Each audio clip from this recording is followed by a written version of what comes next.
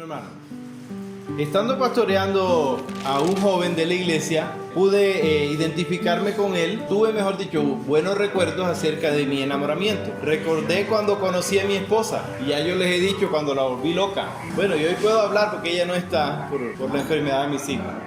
Y en una corta imagen, en un corto recuerdo, pude revivir todas las emociones que todo el enamoramiento genera. Pude ver el comportamiento. En el comportamiento y discipulado de ese joven, dos cosas que comenzaron en mí y en mi esposa a surgir. Y lo primero que surgió era un deseo de orar el uno por el otro. Y después ese deseo se volvió más personal porque queríamos estar mucho tiempo juntos. Conversaciones interminables. Hay personas que le dicen a uno, no, bueno, ¿y de qué hablarán tanto? Pero era que queríamos pasar tiempo, y muchos de nosotros hemos vivido todo esto.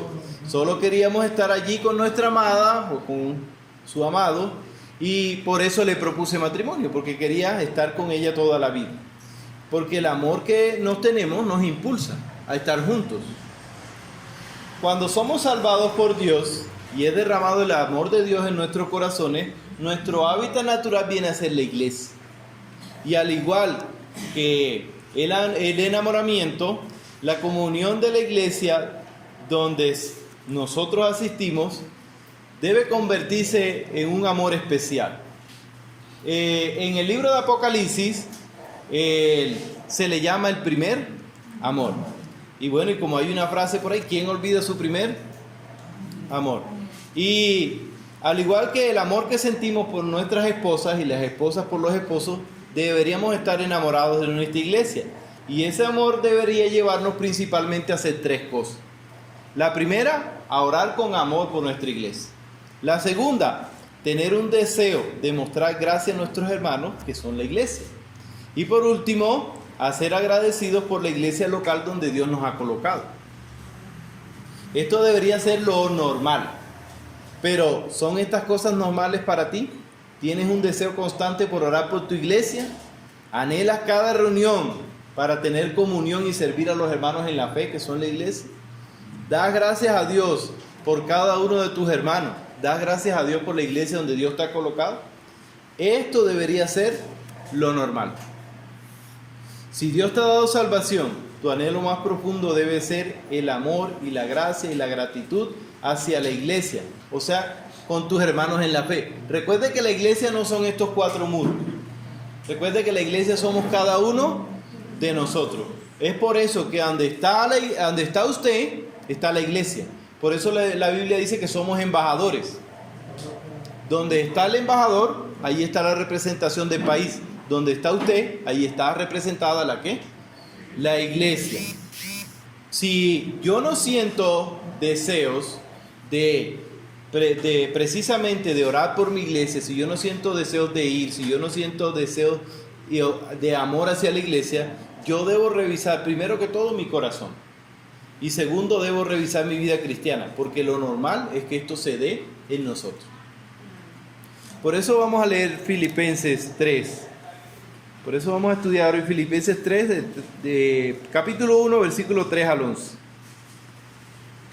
Doy gracias a mi Dios siempre que me acuerdo de vosotros, siempre en todas mis oraciones, rogando con gozo por todos vosotros, por vuestra comunión en el Evangelio desde el primer día hasta ahora, estando persuadidos de esto, que el que comenzó en vosotros la buena obra, la perfeccionará hasta el día de Jesucristo. Como me es justo sentir esto de vosotros, por cuantos tengo en el corazón y en mis prisiones, y en la defensa y confirmación del Evangelio. Todos vosotros sois partícipes conmigo de la gracia, porque Dios me es testigo de cómo os amo, y a todos vosotros en el entrañable amor de Jesucristo. Y esto pido en oración, que vuestro amor abunde aún más y más en ciencia y en todo conocimiento, para que aprobéis lo mejor, a fin de que seáis sinceros e irreprensibles para el día de Cristo, llenos de fruto de justicia que son por medio de Jesucristo para gloria y alabanza de Dios. Señor, yo te glorifico, Señor, y te doy gracias por tu palabra. Ayúdame a ser fiel, Señor, a tu palabra y no a mis convicciones. Ayúdame a ser fiel a lo que tú quieres enseñarle a la iglesia, Señor. Te lo pido en el nombre de Jesús. Amén. Hermano, mire, en este texto aprenderemos 3 principios de la oración que debe practicar todo cristiano. Como lo pueden ver ahí, y se los voy a recalcar, estamos leyendo la oración de un siervo del Señor hacia una iglesia. Y esos 3 principios de la oración que debe practicar todo cristiano son: primero, orar con amor; segundo, orar con gracia; y tercero, orar con gratitud. Y hace 3 semanas hicimos la introducción a la carta a los Filipenses, ¿no? Lo que hablaba hoy el hermano Andrés. ¿Quién escribió la carta a los Filipenses? Pablo. ¿A quién le escribió? A una iglesia en Filipo, una iglesia real. Y esa ciudad tiene una historia. Fue fundada por Filipo II, padre de Alejandro Magno. Y ahí en esa ciudad Alejandro salió su carrera conquistadora que llegó hasta la India. Pero esa ciudad, en el año 41, Augusto César le dio el título de ciudad o colonia romana, que era un título muy, muy prestigioso en esa época. Y el título que gozaba la ciudad la convertía en que todo el que nacía allí era ciudadano romano. Y ser ciudadano romano en esa época era lo último, era como tener pasaporte suizo o americano. Podías ir a cualquier lugar y nadie te podía azotar, nadie te podía juzgar sin hacer un juicio público. Inclusive habían personas que pagaban y sobornaban a las personas de esta ciudad para obtener esa ciudadanía. Y tal vez por esto Pablo les dice a los filipenses que su ciudadanía está en los cielos y no estaba en Roma, porque era motivo de orgullo. Y su religión, la religión de los romanos, era una auténtica réplica de los griegos, que amaban más los cultos que la doctrina. Y eso tiene una explicación. ¿Por qué? Porque ellos practicaban lo que llamaban los antiguos la borrachera y la prostitución sagrada. ¿Qué hacían ellos? Se emborrachaban y ahí había prostitución y supuestamente adoraban a sus dioses de esa manera. Y en este contexto estaban viviendo los hermanos de la iglesia. Ahora, la carta a los Filipenses fue escrita entre el año 60 y 63 después de Cristo, tiempo en el cual el apóstol estuvo encarcelado en Roma. Y miren que Pablo escribe de esta carta y está encarcelado en Roma.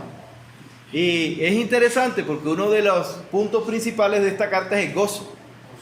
¿Y cómo se goza uno estando encarcelado? Ya vamos a aprenderlo. Pero Pablo vivió varios encarcelamientos, pero principalmente este era como un arresto domiciliario. Pero en esa época no había GPS, ¿no? Entonces le ponían un soldado ahí todo el tiempo. Al más mínimo detalle de que él quisiera volarse, la orden del soldado era matarlo. Y Pablo podía estar esperando una ejecución, pero en medio de eso él puede escribir varias cartas: Efesios, Filemón, Colosenses, Filipenses. Estas cartas son llamadas precisamente las cartas de cautiverio, porque son escritas cuando Pablo está en cautiverio. Y cuando uno lee el capítulo 16 de Hechos, uno puede ver cómo Pablo llegó precisamente a Filipo y los 3 sucesos principales que yo les describí que habían sucedido: la conversión de Lidia, su sirviente, la liberación de una chica de un demonio y la conversión del carcelero de Filipo, este hombre que se arrodilló y les gritó: ¿qué debo hacer para ser salvo? Y el testimonio de ellos debió ser bien profundo, donde él se arrodilló y gritó eso. No cabe la menor duda que Pablo fue motivado a escribir esta carta en gratitud y agradecimiento, porque los hermanos estaban teniendo mucho cuidado de él, de su ministerio, porque le mandaban ofrenda. Aunque la ofrenda no es lo principal aquí en agradecimiento, sino el cuidado y el amor. En toda la carta podemos ver aquí un aprecio especial, hermano. En ninguna otra carta vi un aprecio tan especial por una iglesia como esta. Y no era que la tuviera de preferida, sino que había algo especial. Eso es como en la iglesia. Hay hermanos, muchas veces compartimos con muchos hermanos, pero hay otros hermanos que son especiales para nosotros. Entonces vamos con nuestro primer punto de hoy. 3 principios de la oración que debe practicar todo cristiano. Primero, orar con amor. Miren lo que, versículo 3. Doy gracias a mi Dios siempre que me acuerdo de vosotros. Después del saludo, Pablo inmediatamente introduce una nota de alabanza, una oración en la cual expresa agradecimiento por los hermanos de Filipo. El apóstol en esta oración, hermanos, se desborda en amor. Y es interesante porque esto es una carta que en la antigüedad se dice que era una carta de amistad. Y en las 13, aquí esto es del 3 al 11, se divide en 3 secciones. La primera, Pablo nos va a mostrar cómo recuerda a los filipenses, lo que siente hacia ellos y el contenido de la oración hacia ellos. Y estas 3 secciones nos ofrecen un retrato ejemplar de una oración de un verdadero hombre de Dios. Y hermano, mire, recuerden que Pablo estaba preso. Pablo no estaba en un escritorio mirando la playa. No, él está preso. Enfrente de él tiene un hombre que si él se mueve para donde no debe, lo va a ejecutar. Era una tensión grande. Pero en esas largas horas de prisión, Pablo recuerda que hay una iglesia que él fundó y hace memoria en su corazón de personas y rostros que sin lugar a duda lo mueven al amor. Y si uno sigue leyendo la carta, uno pensaría, ¿no? Como que le fue bien ahí, como que no había problema. Pero sí había problemas en la iglesia. Y a pesar de los problemas, a pesar de la carta, este hombre puede amar a esa iglesia. Y esto es digno de imitar de parte de nosotros. Es indudable que este pasaje, hermano, es una oración. Vamos a estudiar una oración. Pero antes de seguir estudiando, haremos un paréntesis, hermano. Y esto, oré mucho por esto. Vamos a hacer un paréntesis para definir bíblicamente lo que realmente es una oración.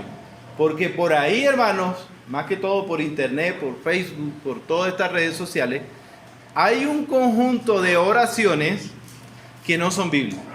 Y un cristiano debe saber qué verdaderamente es una oración y qué es una oración bíblica. Porque la mayoría de estas oraciones que estamos y que nos gustan y que ponemos en el estado son modelos antibíblicos de ciertos círculos religiosos. Y la definición más básica de una oración, yo creo que casi todos los tenemos en la cabeza. Hablar con Dios. Pero mire, les voy a ofrecer una definición. Hablar con Dios conforme a su palabra, con reverencia y de acuerdo a su voluntad. Hablar con Dios conforme a su palabra, con reverencia y de acuerdo a su voluntad. Y lo vamos a analizar para que no quede ninguna duda. Analicemos esta definición. Lo primero, lo que es una oración. Hablar con Dios conforme a ¿qué? A su palabra. Todos los ejemplos de oraciones de la Biblia, hermano, están llenas de conocimiento de la palabra del Señor. Es increíble escuchar o leer las oraciones de David, de Daniel, de Jeremías, de Pablo, de Nehemías. Cuando uno lee esas oraciones, uno puede observar algo, que estos hombres conocían al Dios que estaban orando porque habían leído la Escritura. Oraban de acuerdo a la Escritura porque habían meditado en lo que ellas decían de ese Dios, el Dios de la Biblia. Por tal razón, usted no podrá orar correctamente si usted no tiene un correcto entendimiento de las Escrituras y si no meditas en ellas.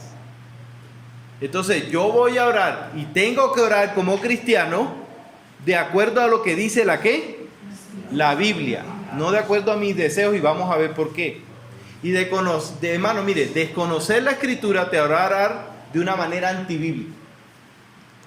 Y no solamente te hará orar de manera antibíblica, sino que te hará tomar modelos antibíblicos.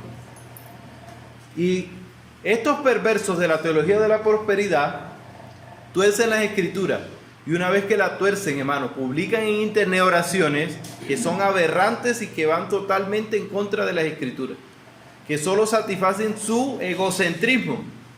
Que usted escucha términos como siembra, pacto, semillas, pero mejor dicho, y otras prácticas que no son más que una total distorsión del modelo bíblico. La Biblia habla de pactos, sí. La Biblia habla de semillas, sí, pero no en el sentido que dicen ellos. Lo que enseñaba el hermano Andrés esta mañana, ¿qué hacen? Tuercen las Escrituras para enseñar sus pensamientos. Y es muy importante, hermano, que usted tenga un conocimiento bíblico para que ore de una manera bíblica y correcta. El segundo aspecto que está allí, reverencia. Y este es uno de los aspectos que menos se ve hoy en oraciones de muchas personas y muchos círculos religiosos. Pisotean totalmente lo que es verdaderamente una oración. Muchas personas piensan que una oración es una simple o reflexión pasiva donde usted habla, pide, ordena y Dios tiene que obedecerle. Así oran muchas personas. Pero no, orar es dirigirse directamente a Dios. Y si usted conoce a Dios de la Biblia, si usted está leyendo verdaderamente su Biblia, eso lo debe llevar, hermano, a conocer el Dios de la Biblia. Y debe saber, hermano, que usted no le puede dar órdenes al Dios de la Biblia. Debe temer. Y esto debe producir en usted, en realidad, es un temor reverente. Por eso, mire, hermano, de todo corazón yo le digo, no utilice diminutivos. Diosito, Jesucito, no, porque Dios no es eso. Ni mucho menos la jerga común, Chuchito o cosas así. Jesús nunca oró así, y mucho menos sus apóstoles o sus profetas, en el Antiguo Testamento o en el Nuevo. Hermano, cuando usted habla de Dios, habla del santo y sublime que habita en gloria. Entonces, yo debo referirme a Dios con todo respeto y reverencia, si soy verdaderamente un creyente. Otra práctica totalmente irreverente y antibíblica y común en muchas iglesias es orar de una manera que prácticamente le está dando ordenanzas a Dios. Yo declaro, yo decreto, yo ordeno, como si Dios fuera su empleado o genio de la lámpara que está allí es para satisfacer sus deseos. No, muchas personas adoptan una teología equivocada y dicen que las palabras tienen poder. Y las palabras no tienen poder. Ninguno de nosotros tiene poder en su palabra. La palabra de Dios es la que tiene poder. Dios dice y se hace. Miren, si mi palabra tuviera poder, o nuestras palabras tuvieran poder, nadie cocinara. Yo quisiera que cuando llegara a la casa el almuerzo, como si fuera magia. No, la palabra de Dios es la que tiene poder. Y es más, han hecho toda una teología alrededor de esto. Y dicen, no, es que tú eres así, porque tu papá te dijo a los 5 años que no servías para nada. Hermano, si su papá le dijo eso a los 5 años, perdónelo, arrepiéntase y sigue el evangelio. Y tenga un concepto de lo que la Biblia dice de usted y no de lo que dicen los demás de usted. Mi papá nos abandonó. Nos utilizó muchos adjetivos conmigo totalmente negativos. Hoy día, cada vez que me llama, yo oro por él. Y aquí, ¿dónde busca consejo? Donde él decía que no podía encontrar. ¿Por qué? ¿Pero quién hace eso? Dios. Así que su palabra, aunque lastima, aunque la Biblia dice que a veces hay palabras como golpe de espada, no tiene poder. No lo tiene. Y aunque debemos cuidar qué decimos, no lo tiene. Por último, de acuerdo a su voluntad. Y este aspecto de la oración sí que nos duele y este es el que pega en el orgullo humano de manera directa. ¿Recuerdan cuando estudiamos el Semaní? Marcos 14:36. Miren lo que dice Marcos 14:36. 14:36. Dice la palabra del Señor. Y decía, ¿quién hablaba? ¿Quién estaba orando? Jesús. Y decía, Jesús, Abba Padre. todas las cosas son posibles para ti. Aparta de mí esta copa, mas no lo que yo quiero, sino lo que tú. Y Jesús, en palabras más, palabras menos, está diciéndole a Dios, el alma, miren, recuerde que Jesús, 100% Dios, 100% hombre, el alma humana de Jesús estaba clamando por algo. ¿Y qué anhelaba el alma humana de Jesús? ¿Qué pedía Jesús en ese momento? No beber la copa de la ira. Pero ¿qué pasó? Y todos lo sabemos. Jesús se la bebió hasta la última gota. Pero lo más impactante de esto es ir a Hebreos. Hebreos 5. Hebreos capítulo 5 dice la palabra del Señor. Y vamos a leer solo el versículo 7. Hebreos 5, capítulo 5, versículo 7. Dice la palabra del Señor. Y Cristo, en los días de su carne, o sea, está hablando de la humanidad, ¿de quién? De Cristo. Ofreciendo ruegos y súplicas con gran clamor y lágrima. Y mire cómo era el ruego. Eran ruegos, eran súplicas y era con gran ¿qué? Clamor, era con lágrima. Al que le podría librar de la muerte. Fue oído a causa de su temor reverente. Observe este versículo. Jesús fue oído. Jesús fue oído. Pero usted se preguntará, Jesús fue a la cruz y sufrió todo lo que pidió no sufrir. Por lo que él oró, por lo que él dijo, tuvo que pasarlo. Entonces, ¿cómo puede decir este texto que fue oído? ¿Cómo lo puede decir? Y la respuesta es bien fácil, hermano. ¿Saben por qué dice el texto que fue oído? Porque se hizo la voluntad de Dios. Por eso dice el texto que fue oído. Y muchas veces, hermano, nosotros pasamos por situaciones donde no queremos, o con nuestros hijos. Yo no quisiera que mis hijos estuvieran enfermos, pero yo tengo que orar, yo tengo que decir, bueno, Señor, es tu voluntad.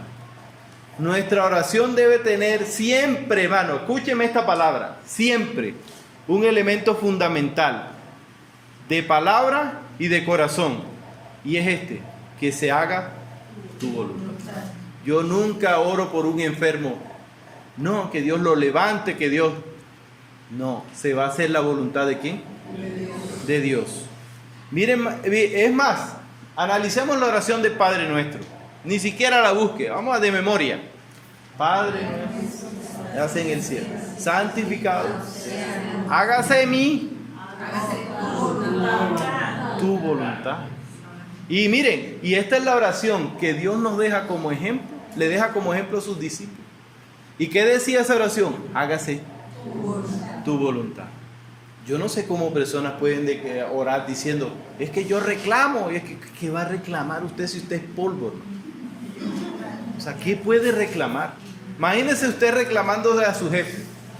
O imagínese usted como jefe que alguien le reclame de esa manera. ¿Lo echa? Yo me imagino el Señor desde allá arriba. Dios mío, Padre. Y estas son las teologías y estas son las cosas que se están promoviendo en Facebook y algunas redes sociales. Decláralo. Las palabras tienen poder. Bendito el Señor. Miren, hace unos 10 años, más o menos unos 10 años, pude asistir a una funeraria donde estaba el cuerpo sin vida de un misionero que yo lo conocí personalmente y era un hombre de Dios. Un gran testimonio. Pero pasó algo, cuando yo entré a esa funeraria, su hija de tal vez 17 o 18 años estaba echando a todo el mundo. Fuera, váyanse, fuera, mentirosos, váyanse de mí. Bueno, uno no espera encontrar esto en un funeral, ¿no? Uno espera que las personas estén allí esperando de que los que lleguen le consuelen, ¿no? Pero este no era el caso de esta joven. Y pocos días después pude saber cuál era el disgusto de ella. Por qué estaba echando a todo el mundo de ella. Y su disgusto era porque muchos de los que habían orado por su padre habían ido a declarar, a decir, supuestamente a profetizar que su padre no moriría de cáncer y murió. y murió. Y uno dice, ¿qué pasó? Todos los que estaban ahí orando por él y que dijeron que no iba a morir, eran unos falsos. ¿Sabe qué se le hacía a los falsos profetas en el Antiguo Testamento? Se sacaba, se apedreaban y se quemaban. Entonces, ¿qué había que hacer? Bueno, hoy en día, gracias a Dios estamos en este lado del pacto. Y hermano, ella tenía toda la razón. Todos los que oraron de esa manera eran unos mentirosos. Pero lo que pasa es que estos mentirosos utilizan algo que se llama la supuesta fe. Él se murió porque le faltó fe a él y a su familia. Como si Dios no tuviera potestad sobre la muerte. Como si Dios no fuera quien hasta pusiera el punto final en cada uno de nosotros. Sea de la manera que sea. Este hombre murió porque era la voluntad de Dios, el único soberano sobre la muerte, el único que la ha podido vencer y el único que, dice el Salmo, que da término a nuestros días. Usted no se va a morir el día que usted quiera, sino que el día que Dios ha dictaminado, en salud o en enfermedad, de una manera trágica, pero Dios va a hacer. Miren lo que dice 1 de Juan 5:14. 1 de Juan 5:14. Es increíble este verso. Dice la palabra del Señor. Y miren, está diciendo, esta es la confianza que tenemos en Él. Que si pedimos alguna cosa, todo lo que quiera, ¿conforme a qué? A su voluntad. O sea que debe estar moldeado por esto. ¿Conforme a qué? A su voluntad. Él no soy. Así que hermano, si está pidiendo un iPhone, si está pidiendo un carro, si está pidiendo una casa y Dios no se lo ha dado, usted tiene que saber que no es porque le falta o porque le sobra fe, sino porque es la voluntad del Señor. Esto no quiere decir que no se esfuercen a hacer, sino que no lo ha conseguido porque no ha sido el momento oportuno. Aún Dios nos restringe de cosas para que nosotros le sigamos. Y entonces, hermano, nosotros debemos entender lo que entendió Pablo desde el versículo 1, que lo estudiamos hace 3 semanas, que nosotros somos siervos. Y recuerden qué connotaba esa palabra: esclavo. Y que estamos sometidos a la voluntad de Dios. No, la voluntad de Dios está sometida a la ¿qué? A la mía. Entonces ahora tiene que usted analizar con la Biblia cómo voy a orar, porque yo no puedo orar a Dios dándole órdenes, ni mucho menos orando que sus ángeles me obedezcan, porque hay unas oraciones por ahí, oración a los ángeles que me obedezcan. No, los ángeles solo obedecen a Dios. En conclusión, una oración es hablar con Dios en total concordancia con su palabra, con un corazón humillado y reverente que está buscando someterse a su voluntad. Esto es verdaderamente el concepto de lo que es una oración. Hablar con Dios en total concordancia con su palabra, con un corazón humillado y reverente que está buscando someterse a su voluntad. Esto es el concepto de oración que dice la Biblia. Fuera de allí, lo que tenemos es un concepto antibíblico de lo que es una oración. Ahora, tenemos que entender algo también, que después de entender la definición de oración, aclaremos algo. Nadie es salvo cristiano porque ora. Una persona no es cristiana porque ora. No. Pero yo no conozco a ningún cristiano que no ore. Así como cuando un bebé nace y su primera reacción es respirar y llorar, la primera reacción que debe haber en un cristiano es comenzar a orar. Y hermano, y esto sí que ha sido descuidado hoy. El primer acto de un hombre y mujer cuando ha nacido de nuevo debe ser orar conforme dice la Biblia. Por eso se llama primer y no se debería perder. Un comentarista dijo, y escúchenme esto, miren cómo dijo este hombre: vivir sin oración es estar sin Dios, sin Cristo, sin gracia, sin esperanza y sin cielo. Es estar camino al infierno, porque el hábito de la oración es la primera marca de un verdadero creyente. Es interesante cómo se ve en la Escritura lo que es la oración y cómo lo veían los antiguos y cómo lo ven las personas hoy de manera tan placentera. Pero hay personas que no oran. Vamos a ver en el Salmo 10:4. ¿Qué dice la palabra del Señor de estas personas que no oran? Salmo 10:4. Dice, el malo. O sea, aquí la palabra malo tiene la implicación de impío. O sea, ese que no tiene en cuenta a Dios en ninguno de sus caminos. Por la altivez de su rostro, ¿no busca a quién? No hay Dios en ninguno de sus pensamientos, ni siquiera cuando tiene un plato de comida enfrente. Y miren lo que dice el Salmo 14:4, ahí más adelantico. No tienen discernimiento todos los que hacen iniquidad, que devoran a mi pueblo como si comiesen pan, y a Jehová no ¿qué? Invocan. Un impío no tiene por qué tener en cuenta a Dios, pero un cristiano sí. En conclusión, si eres una persona que no ora, esto es una prueba clara que todavía no eres un verdadero cristiano. Porque si no oras, no estás convencido realmente de tus pecados. Si no oras, no puedes amar a Dios. Si no oras, no puedes discernir que eres deudor de Cristo. Si no oras, no anhelarás nunca la santidad. No se puede desear el cielo después de no orar. Pues puedes jactarte del conocimiento bíblico y engañarnos a todos, hermano. Pero puedes estar seguro que todo lo que haces es vano si no oras. Todo lo que haces es vanidad si no oras.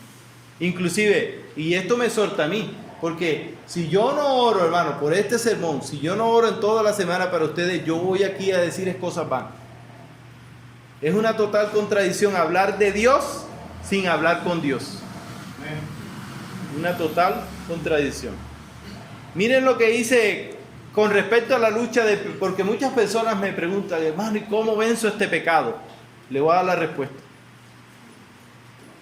Este comentarista dice, el orar y el pecar nunca vivirán juntos en un mismo corazón. La oración consumirá el pecado o el pecado ahogará la oración. Fin de la cita. La pregunta es, ¿oras tú? Porque no hay un deber más descuidado en el cristianismo hoy que la oración privada y aún la oración de la iglesia. Uno se pone a sacar cuenta de la oración de la iglesia y nosotros somos más o menos 70. Y bueno, pero es una oración que va en progreso. La última vez habíamos más de 20. Pero no significa que eso sea obligación, ni para que lo vean, sino que usted tiene que dar noción verdaderamente de que es un verdadero creyente. Bueno, yo sé que es un paréntesis largo, ¿no? Pero era necesario. Era necesario. Porque yo no puedo, como pastor, asumir que todos aquí sabemos que es una oración.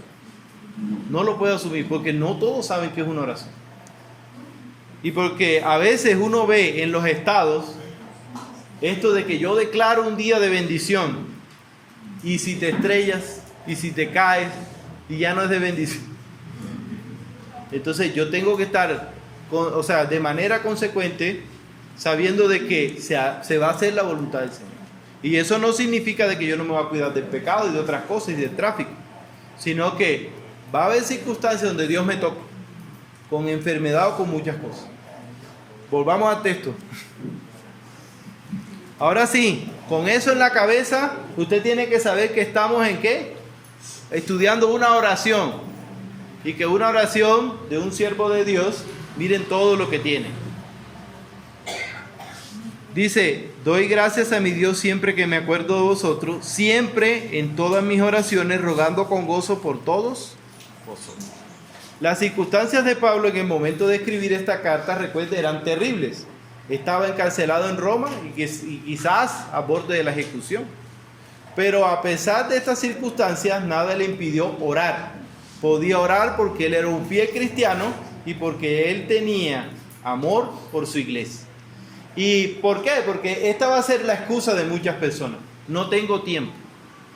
Es que no me voy en mis pensamientos. Es que estoy muy ocupado. Mire, este hombre estaba a las puertas de ser ejecutado para la muerte. Y oraba. Y por su iglesia. Y este recuerdo en amor que tiene el apóstol a sus hermanos en la fe, lo anima, lo edifica, lo sostiene a pesar de su persecución.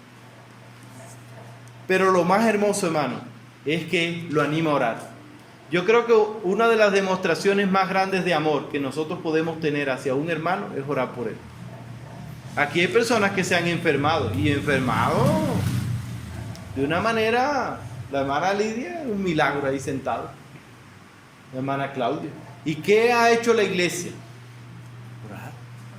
Y le hemos mostrado nuestro amor. Mire, cuán glorioso a veces es que llega un mensaje a nuestro celular: estoy orando por ti. Eso, a mí me mueve eso, estoy orando por ti. Solo, no tiene que ser un mensaje inspirador ni nada. Me han llegado mensajes donde dice: estoy orando por ti. Y eso es de ánimo. Y verdad que muchas veces, no sé cómo lo hace el Señor, pero uno siente que están orando por uno. Amén. Y aquí el tiempo, doy gracias del verbo, está hablando de una manera continua. No era que cuando cuando se montó en el bus, no.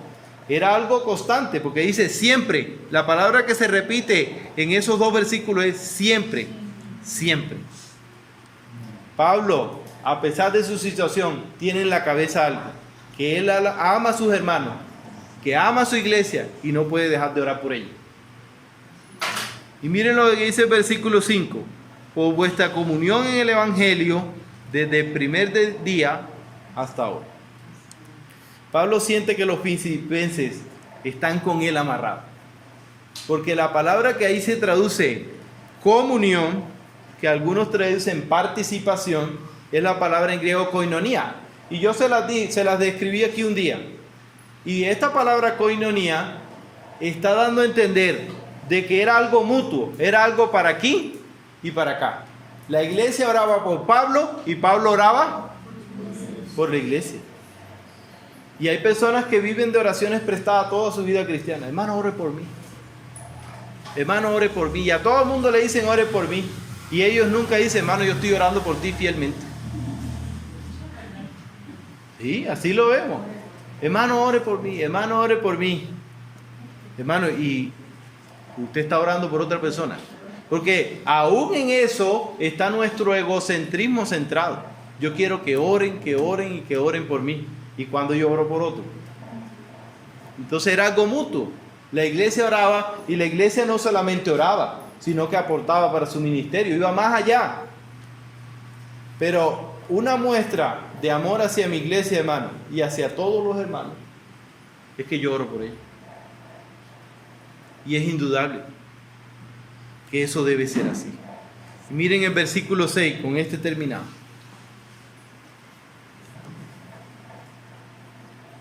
Estando persuadido de esto, que el que comenzó en vosotros la buena obra, la perfeccionará hasta el día. La expresión estando persuadido en griego está en tiempo perfecto. Una vez se los expliqué. ¿Y qué significa eso de tiempo perfecto? Una acción que está completada en el pasado, pero que tiene resultados y acciones continuas en el presente, como la salvación. La salvación se completó en el Calvario, pero ¿tiene consecuencias hoy para nosotros? Claro que sí, eso es lo que está diciendo él. Como la salvación, Pablo está completamente seguro de lo que cree. Y no está completamente seguro porque son cosas de él. No, él está poniendo todo sobre la base del Evangelio. Estando persuadido de esto, que comenzó vosotros la buena obra. ¿Cuál buena obra? La salvación. La salvación comienza con el arrepentimiento del ser humano. Y sigue diciendo, la perfeccionará. Tiempo es un futuro continuo, o sea, desde ese día en adelante. Porque el cristiano tiene algo, que el día que se arrepiente no deja de pecar. Entonces comienza una lucha con su pecado hasta el día de Jesucristo. Y está hablando aquí, hermano, entiendan algo, porque este versículo a veces lo toman personas o padres o otras personas para decir, sí, el que comenzó en la buena obra la perfeccionará hasta el día de Jesucristo. Y están hablando de hijos que se están posando como el anticristo. Y el evangelio no es histórico, en el sentido de que yo no recibí el evangelio cuando hice una oración a los 5 años y estoy viviendo como impío. No, aquí está hablando de que comenzó la buena obra, o sea, comenzó la obra de la salvación y la va a perfeccionar hasta el día de Jesucristo. Pablo está seguro de la buena obra que Dios había comenzado en el corazón de los filipenses y que era real. ¿Y por qué era real? Por los frutos que ellos mostraban hacia él. Por último, la perfeccionará hasta el día de Jesucristo. En griego, al expresar esta realidad es un carácter progresivo. La santificación se podría decir, indicando que la obra de Dios comenzó y continuará siendo desde el día que usted se arrepintió hasta que culmine su vida, donde ya no habrá necesidad de orar en la eternidad. Mientras tanto aquí tenemos que orar. Y yo no sé si usted ya vive en la eternidad o ya la ha alcanzado, como dice Pablo. Y Pablo mismo, el apóstol, dijo, yo mismo no pretendo haberlo alcanzado todo. Entonces, pero recuerden, hermano, que el que ora es porque es un creyente. Si tú no te has arrepentido de tus pecados, la Biblia dice que Dios no te va a escuchar. Así lo dice, claritico. Que su oído está cerrado al impío.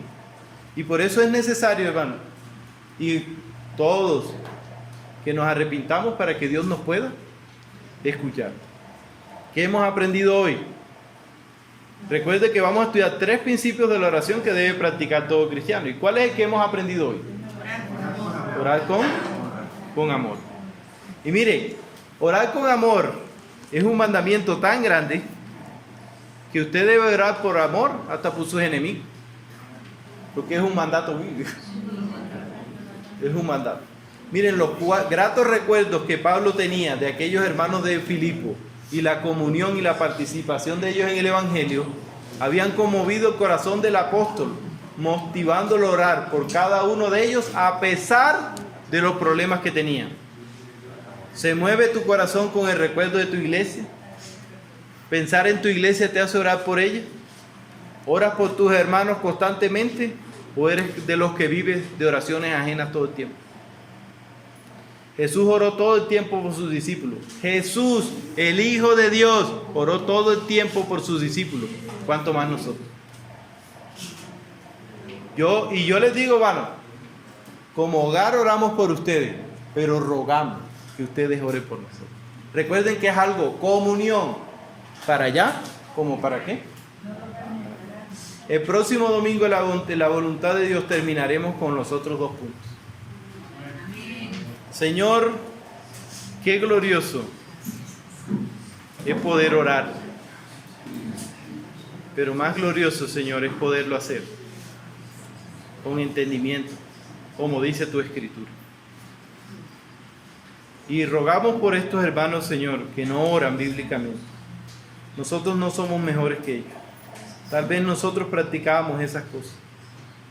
Pero, Señor, si un día hemos orado, Señor, sin amor, solo con quejas, solo dándote orden, te pedimos que nos perdones. Y ayúdanos a orar, Señor, conforme dice tu Escritura. Te lo pedimos, te lo rogamos. Y cuando, Señor, oigamos a una persona orar de esta manera, oremos para que esta persona conozca al Dios de la Biblia y pueda orar conforme dice su palabra. Señor, te lo pedimos todo, Señor, en el nombre de Jesús.